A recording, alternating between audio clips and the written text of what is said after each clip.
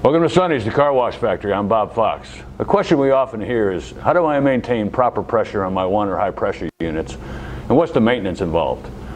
Believe it or not, the easiest and most effective way to maintain the pressure of high pressure pumps is to maintain the nozzles of the unit the pump is plumbed to.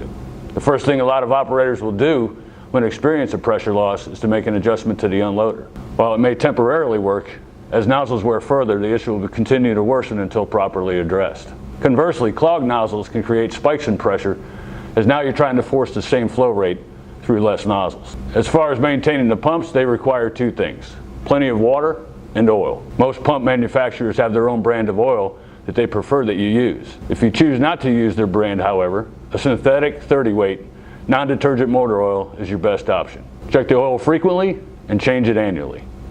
Lastly, check belts for signs of wear on a monthly basis. Look for shavings under the belt, shiny edges, and cracks as a sign of wear, and always replace as a set. And there you have it. When you're looking to maintain pressure on your high pressure units, change the nozzles at the first sign of pressure loss. Make sure all nozzles are clear and flowing normally. Make sure you check the oil frequently and change it annually. And check your belts for signs of wear and always replace as a set when necessary. Thanks for watching. For more frequently asked car wash operations questions, visit us at www.sonnysdirect.com/FAQ.